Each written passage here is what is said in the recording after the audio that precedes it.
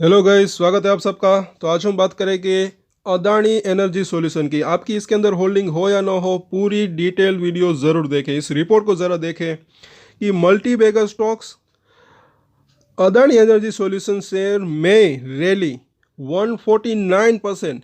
तो वो इतनी रैली इसने मतलब कि चढ़ सकता है इन बुल केस। और से वेंचुरा, ये वेंचुरा ने कहा है, क्यों कहा है वो ज़रा देखें। उससे पहले अगर आप नए हैं इस चैनल के ऊपर, तो इन सभी अदानी ग्रुप के शेयरों के ऊपर हम डेली डिटेल में टेक्निकल चार्ट और एफ&ओ के अंदर एनालिसिस करते हैं। तो सब्सक्राइब जरूर कर लें हमारे चैनल को अगर आपकी इसके अंदर होल्डिंग है। यहाँ पर जो है सबसे पहले तो बात क्या है ये देखें कि उससे पहले इस रिपोर्ट को ज़रा देखें, इसकी तारीख और टाइम। आज ही की रिपोर्ट है कि calling Adani Energy solution limited, पहले जो है उसका नाम क्या था, Adani transmission of front Turner in India's private power transmission sector with 30% market share है उनका। और ये वेंचुरा सिक्योरिटी ने कहा है कि it is a bullish on the Adani group stock as it suggested a 2 year. पहले तो ये ज़रा देखें लोगों के अंदर क्या होता है, पेशेंस नहीं होता। पहले ये ज़रा देखें ये लॉन्ग टर्म में कितना इनका जो है मतलब कि टारगेट दिया है, तो ये ज़रा देखें। It is suggested 2 year base target price of 1675 रुपये और विच हिंट एट 116% जो है पोटेंशियल अपसाइड अहेड। और in its bull case scenario के अंदर वेंचुरिया सजेस्टेड 149% के आसपास के रिटर्न अपसाइड पोटेंशियल जो है हो सकती है, इतना तेज़ी इसके अंदर आ सकती है। और मुझे भी ऐसा लग रहा है कि ये 2000 के आसपास जो है आने की इसकी संभावना रह सकती है, क्योंकि मुझे ऐसा लग रहा है कि इसके फंडामेंटल काफ़ी स्ट्रॉन्ग है। और आगे भी अगर देखें इंडिया के अंदर पावर की डिमांड बढ़ सकती है, तो इसके अंदर भी देखें इनका बिजनेस बढ़ सकता है, ऐसा मुझे लग रहा है। और प्रॉफिट और रेवेन्यू की भी बढ़ने की संभावना रह सकती है। अब ज़रा डिटेल को देखें तो it's bull case assume an annual revenue of ₹30,000 crore. CAGR जो है कितना रह सकता है, 21% के आसपास का ओवर 2024 से लेकर 27। EBITDA मार्जिन की अगर बात करें तो 47%। और वैल्यूएशन ऑफ 20 टाइम EBITDA। तो ये जो है इनका सब का सब ये जो है कैलकुलेशन है, इसको आप अच्छे से समझे। और the base case assume revenue of 28,544 crore, EBITDA margin of 45% and valuation जो है वो 90.6 टाइम EBITDA। तो in fact has a bear case target. अगर देखें बेयर केस टारगेट भी इन्होंने दे रखा है, तो वो 650 के आसपास का ये दे रहे हैं। Assuming revenue of ₹20,000 crore. CAGR अगर देखें तो 6.4%। EBITDA मार्जिन ऑफ जो है 40% एंड वैल्यूएशन 15 टाइम EBITDA।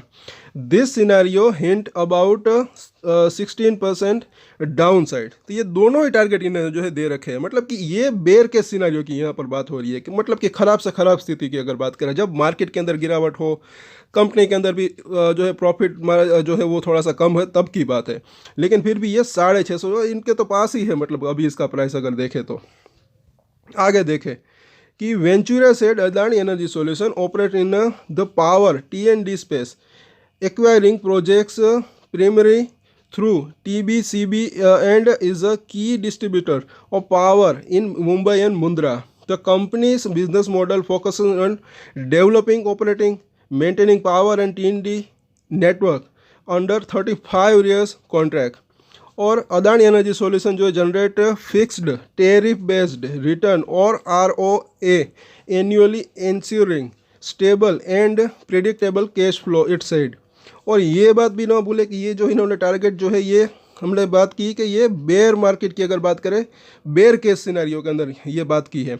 और ये प्राइस अगर आता भी है तो ज़रूरी नहीं है कि ये यहीं पर ही मतलब कि ठहरेगा, वापस से बाउंस बैक भी आ सकता है और भी तेज़ी की संभावना रह सकती है लॉन्ग टर्म की अगर बात करें तो। और ये तो बेयर केस की बात हो रही है यहाँ पर, तो इसको मतलब कि समझा ज़रूर करें। आगे देखते हैं कि Ventura said Adani energy solution जो है is a diversifying into smart meter. ये इनका बिजनेस जो है काफ़ी अच्छा रह सकता है, ट्रांसमिशन सेगमेंट पे के अंदर भी है और ये स्मार्ट मीटरिंग सेगमेंट के अंदर भी है, जो कि drive growth despite the stock volatility following Hindenburg's fresh allegation. ये जो इन्होंने हिडनबर्ग ने जो है एक फ्रेश वो मतलब कि रिपोर्ट डाली थी, आरोप लगाया था उनके ऊपर नवंबर महीने में। तो अदानी एनर्जी सॉल्यूशन जो है डीमोन्स्ट्रेट्स resilience supported by robust fundamental and operational strength, the brokerage said, and distribution business remains strong, delivering a 15% ROA and backed by capex plan. तो इनका कैपेसिटी जो है वो भी एक्सपेंड ये कर सकते हैं अपने बिजनेस की अगर बात करें तो कैपेक्स प्लान कितना है, exceeding 10,000 crore over next 6 year, which is expected to drive significant EBITDA growth, it said.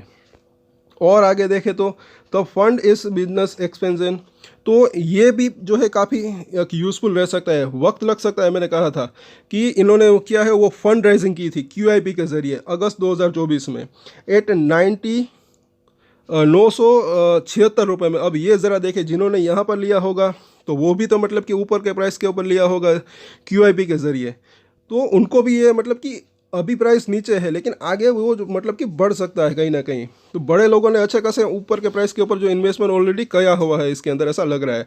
और आगे देखें तो it noted that Adani groups first capital rise post Hindenburg episode, तो ये हिडनबर्ग के बाद जो है ये पहला कैपिटल राइज था इनका।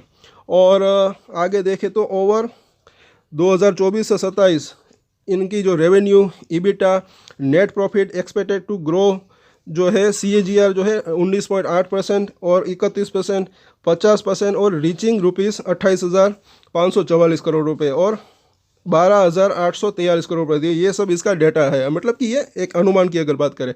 And 3,881 crore respectively EBITDA and net margin are projected, ये जो सब का सब क्या है प्रोजेक्टेड, जैसे कि हमने बताया अनुमान है। और by to expand by 1,060 basis point 45% and 675 basis point जो है टू 13.6% वेंचुरा सेड।